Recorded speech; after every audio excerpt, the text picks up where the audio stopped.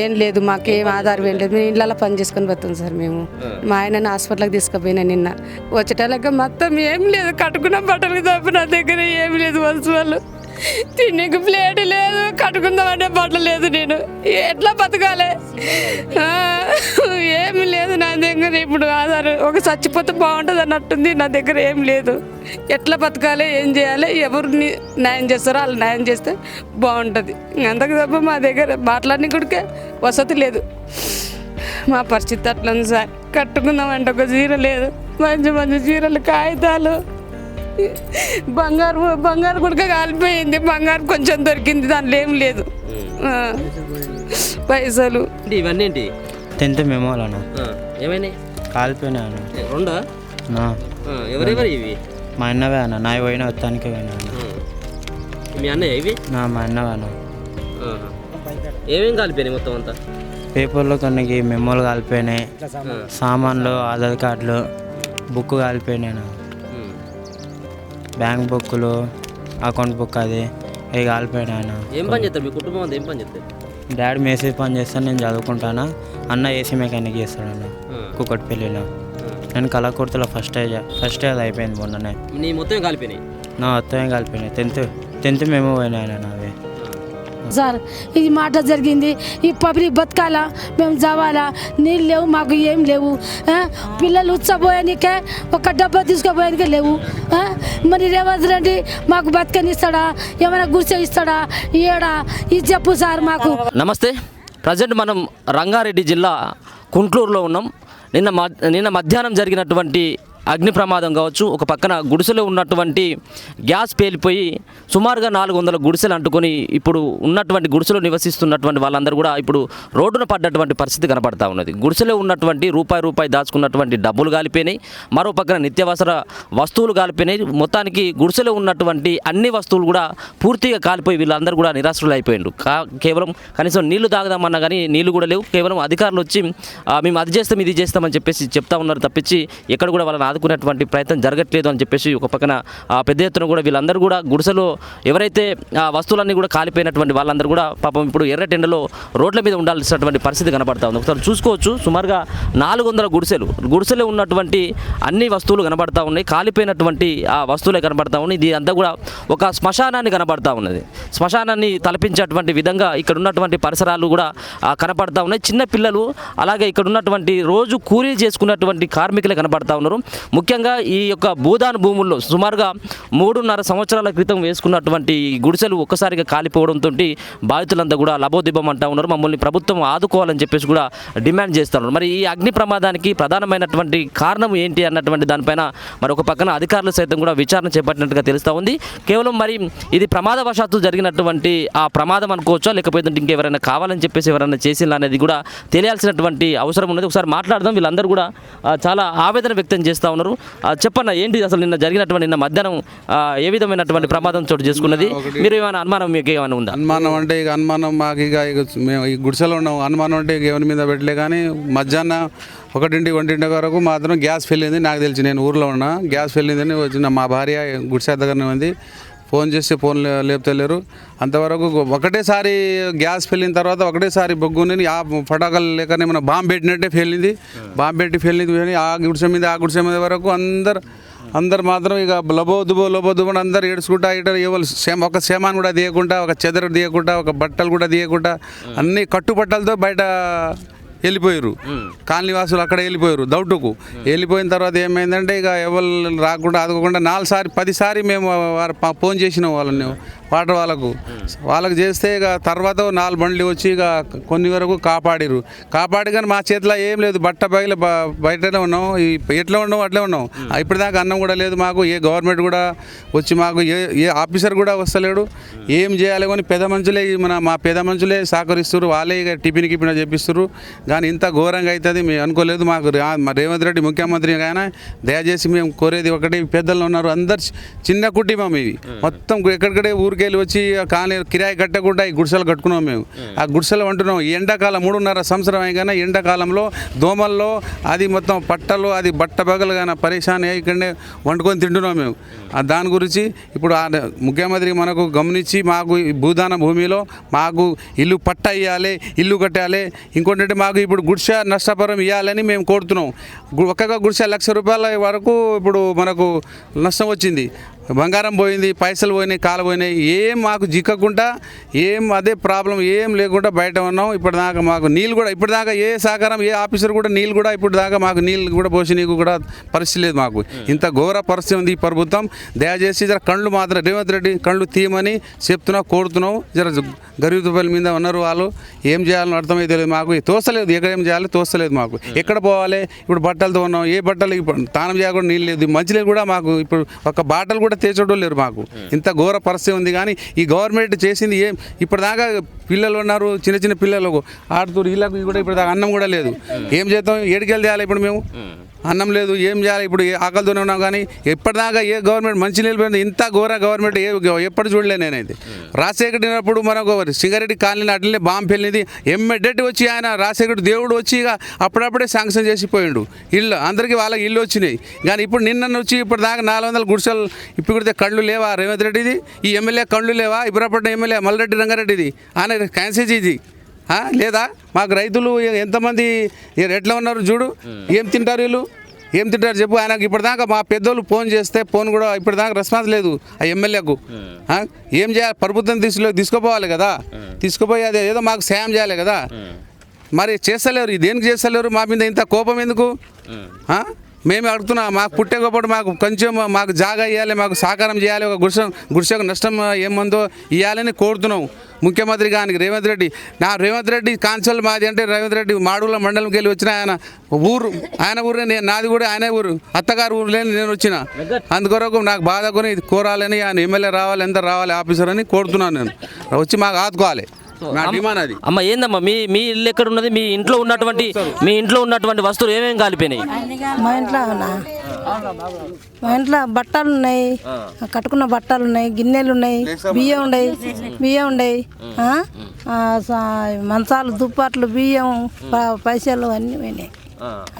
ఏటిలో ఎక్కువ కట్టుకొని వీటితోనే ఉన్నాం. స్థానిక మంచి నీళ్ళు ఉడకలేవు. ఈ రోడ్డున పడ్డాం అందరం జనం చూస్తూనే ఉండవు కదా. ఏమైంది అసలు నిన్న మధ్యాహ్నం ఏమైంది? ఇంకా మాకు తెలియలేదు. ఇంట్లో అందరం పనిపోయినాం, పనిపోయి వచ్చేటోళ్ళం. చేసుకుంటేనే కష్టం, లేకుంటే లేదు. చెప్తా సార్. నేను పండుకున్నా సార్, నైట్ సాది ఖానా పనికి పోయిన ఇంత పండుకున్నా లేచి అన్నం తింటున్నా. ఇంకో బయట నా గుడిసేది బయట అన్నం తింటున్నా, పొగలేస్తుందని నేను మొత్తుకున్నా. మా పొగ లేవగానే బాంబు ఫెయిల్ అయినట్టే గాజ్ ఫెయిల్ అయింది. గాజ్ ఫెయిల్ కాగానే మంది ఏం చేస్తున్నారు, మనం కూడా చచ్చిపోతామని కట్టుబట్టతో ఉతికినాం సార్. మేము లబా మొత్తుకున్నాము. ఇంకోటి కాక పేలుతూనే ఉంది. ఇంకా మేము బతకాలా చావాలా ఎక్కడ తోయలే సారు. బట్టలు తీసుకోలేదు. నాది 35 కిలోలు బియ్యం ఉన్నాయి, మా గిన్నెలు మిన్నెలు ఉన్నాయి. నేను ఒక 4-5 తీసుకుపోతాను సదిఖానాలకు. వాళ్ళు పైసలు తెచ్చి నాకు కొడుకు చిన్న బట్టలు బ్యాంక్ ఉంది, వాళ్ళు వేసిన అది తీయలేదు ఇది తీయలే అన్నీ పోయినాయి సార్. ఇంకా మేము బియ్యం తినలేదు, గిన్నెలు లేవు, బకెట్ లేవు, వండుకోవాలని లేవు. కొన్ని చిన్న మనవలు సార్, ఆ మనవలకు నీళ్ళు ఏం పోయాలి? నేను ఉచ్చబోయని నీళ్ళు లేవు, ఎరగబోతా అంటే నీళ్ళు లేవు. మరి ఏం చేయాలి సార్? మేము ఇంతకన్నా దయా చేస్తలేరా? మేము గరిపోలేము. ఉన్నవాళ్ళంటే మా ఊర్లో మేమే బతికేటోళ్ళం కావా? ఇంత ఘోరంగా జరిగింది సార్. మేము బతికిందే చాలా గొప్ప అనుకోవాలి. ఊరికిన పిల్లలు చిల్లలు ఒక చేతులు పట్టుకొని ఉరుతూనే ఉన్నాం. పిల్లలు ఏడ చచ్చిపోతారని అయ్యే గల్లీ పడితే ఉరుతున్నాము. ఇక గాసులు మన బాంబు వేసినట్టే పేలుతున్నాయి, బాంబు వేసినట్టే పేలుతున్నాయి. మా గుండె ఎక్కడ ఆడిపోయి నేను అడ్డం పడిపోయినా సార్. నువ్వు నమ్ము కానీ నా చక్కెర వచ్చేసింది. ముగ్గురు మనమలు సార్, నాకు ముగ్గురు మనమలు. నా కొడుకు కోడలు పని పోయినారు. ఆ మనమలేమో మా నాన్నమ్మ చచ్చిపోతుంది, నా చుట్టూ ఏడుస్తున్నారు. నన్ను ఇక మళ్ళీ మెలకలు వచ్చి పిల్లలు చేయి పట్టుకొని గుంజిన సార్. ఇక నా పరిస్థితి ఇది. నా కోడలు కొడుకు సాయంత్రం వచ్చినారు, వచ్చి చూస్తే ఇక తినే నెగి లేవు, ఏం లేవు. వాళ్ళ పిల్లల బట్టలు మా బట్టలు అన్నీ వెళ్ళలే సార్. నేను బయట వెళ్ళిందే మా గొప్ప సార్. ఇది మాట జరిగింది. ఈ పబ్లిక్ బతకాలా, మేము చవాలా, నీళ్ళు లేవు, మాకు ఏం లేవు. పిల్లలు ఉచ్చబోయానికే ఒక డబ్బా తీసుకుపోయానికే లేవు. మరి రేవంత్ రెడ్డి మాకు బతకనిస్తాడా, ఏమైనా గుడిసె ఇస్తాడా, ఏడా ఇది చెప్పు సార్. మాకు మేము తలగా పెడతాడా? ఉన్న గుడిసెలు అన్నీ కాలిపోయినాయి. మీరు ఈ అడవిలో ఎట్లా మేము పిల్లలు తీసుకొని ఎట్లా కూర్చోవాలి సార్? మా బాధ ఇది. ఈ బాధ మేము చెప్పుకోలేక దిగమింగి రాత్రి నుంచి అన్నం లేదు, నీళ్ళు లేవు. ఇప్పుడు మాకు పొద్దు అన్న వచ్చింది, నీళ్ళు తాగుతా అంటే ఇంత నీళ్ళు పోసేటోళ్ళు లేరు. ఒక బకెట్ లేదు, ఒక డబ్బా లేదు, ఏది కట్టు బట్ట. పిల్లలు చిన్న పిల్లలు నా మన్మలు నీళ్ళు అడుగుతుంటే ఏళ్ళ పోయాలా సార్ నీళ్ళు? అమ్మా అన్నం అడుగుతాడు. నిన్న మధ్యాహ్నం నుంచి మాకు ఈ బాధ 1 గంటలకు స్టార్ట్ అయింది. 1 గంటల నుంచి 2 గంటల దాకా ఈ మొత్తం కాలుతూనే ఉంది. మళ్ళీ ఏ గవర్నమెంట్ దిగి ఎందుకు రాలేదు? ఓట్ల గురించి అయితే వస్తారు కదా ముందుకి, అట్లనే పావు గంట తర్వాత ఫైర్ స్టేషన్ వాళ్ళు వచ్చిర్రు, ఆర్పిర్రు, చుట్టూ ఆర్పిర్రు. అదన్నా ఆగింది. ఆగినాయి. మేము బేజార్లో కూర్చున్నాం. మాకు కట్టుకున్న బట్టలు తప్ప మాకు ఏది లేదు. ఇద్దరు పిల్లల కోసం కాపాడుకొని పోయినా 3 లక్షలు ఉండే ఇంట్లో. అప్పు అలా కడదామని తెస్తే 3 లక్షలు ఉండే. రాత్రి తెచ్చిండు మా ఆయన. తెల్లారే కానీ అది పైసలు పోయినాయి. ఏ భగవంతుడు అడిగితే ఆ పైసలు నాకు వస్తాయి, ఏం వస్తాయి చెప్పండి? ఏ భగవంతుడు చెప్పుకోవాలి మేము? ఈ గవర్నమెంట్ దిగి రాదా? మాకు న్యాయం లేదా? మేము ఇంతమంది బేజార్లో కూర్చున్నాం. ఆ భగవంతుడు ఆయన కూర్చోడా ఎప్పటికీ? ఆ రేవంత్ రెడ్డి దిగి రాడా? అప్పుడు కేసీఆర్ చేసినట్టు ఈయన చేయొచ్చు కదా. మళ్ళీ అన్ని ఓట్లు వేయించుకున్నాడు, చేస్తా అని అన్ని చేసుకున్నాడు. రావాలి, గవర్నమెంట్ దిగి రావాలి. మేము ఎన్ని రోజులైనా ఇట్లనే అనుకుంటాం. ఈ గవర్నమెంట్ న్యాయం చేసే వరకు ఇట్లనే ఉంటాం మేము. ఇప్పుడు ఈ భూమిలో మీరు 3 సంవత్సరాలు అవుతుంది గుడిసెలు వేసుకొని, మీకు పట్టాలు ఇస్తామన్నటువంటి హామీ ఇక్కడ ఉన్నటువంటి స్థానిక నాయకులు ఎవరైనా చెప్పారు? ఏం లేదు, పట్టాలు లేదు, మాకేది లేదు. మేము ఉంటున్నాం 3 సంవత్సరాలు అయింది. మాకు మా లీడర్లు తెప్పించిర్రు, మాకు నీళ్ళు తెప్పించిర్రు. ఎట్లో అట్లా చేసి ట్యాంకీలు కట్టిర్రు మా లీడర్లు. అవన్నీ చేసిర్రు. మా నీళ్ళు అయితే ఉంది.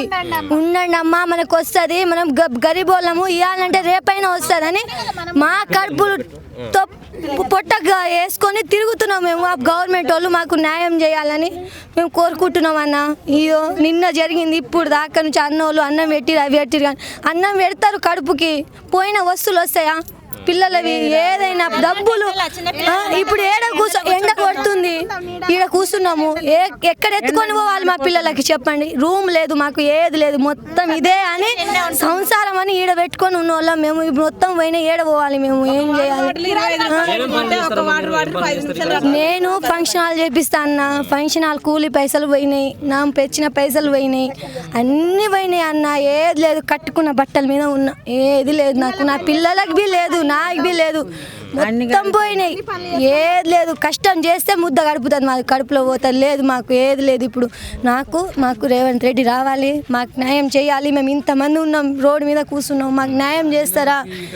నిన్న మధ్యాహ్నం వరకు, ఈ టైం వరకు ఆయనకి ఇంతగానం తీస్తున్నారు. మీరు ఇంతైనా అందలేదా?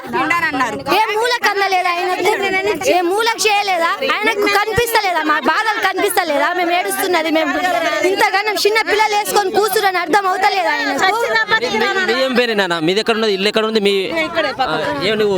నీ బుక్ కూడా ఏమైంది? నైట్ నిన్న మధ్యాహ్నం ఒకటేసారి మంట పెట్టి వచ్చాక అంటుకొని గుడిసెలన్నీ కలిపినాయి. మధ్యాహ్నం 1 గంటలకి బాంబు ఏదో వేలిందన్న, గ్యాస్ వేలింది ఉన్నన్న. ఉంటే పుస్తకాలు గిట్ట అన్ని కాలిపోయినాయి అన్న. బట్టలు లేవని ఇప్పుడు నాకు ఏం చేయాలి అర్థం కావట్లే అన్న. అన్నం గిట్టలేదన్న, నాకు చెప్పులు గిట్టలేవన్న, ఏం లేవన్నా. అన్ని పోయినాయి ఏం చేయాలో అర్థం కావట్లేదు. రాత్రి ఏడ పడుకున్నావు మరి? మమ్మీ కాడ కింద కాడ బయట ఆడడం అనుకున్నాను. ఇప్పుడు ఎండ కొడుతుంది, ఎట్లా ఇక్కడ ఏడుంటున్నావు ఇప్పుడు? మంచాలు వేసుకొని కూర్చున్నాం అన్న, అన్న ఇంకేం చేయలేము. ఏం లేదు, మొత్తం అన్ని పోయినాయా నీ బస్సు, నీ బట్టలు అన్ని? అన్న అవునన్న. మీరేం చెప్తామ్మా? 1:00కి ఎండలప్పుడు స్టార్ట్ అయినామంట, గుడిసెలు మొత్తం అంటుకున్నాయి సార్. అంటుకున్న తర్వాత మా పుస్తకాలు అన్నీ ఏం లేవు ఇక. అప్పటి నుంచి గింత కూడా ఎవరు రాలే, పోలీసులు కానీ ఏం రాలే. సాయంత్రం 3 గంటలకి ఏం అందుకుందేట్టుంది, వాళ్ళందరూ వచ్చిర్రు, చల్లారిపోయారు. అప్పటికి అంటుకుంటూనే ఉన్నాయి ఇక మొత్తం. కొంచెం అయితే అటు మొత్తం కాలిపోయి, ఈ సెక్షన్ కూడా మొత్తం కాలిపోయేది.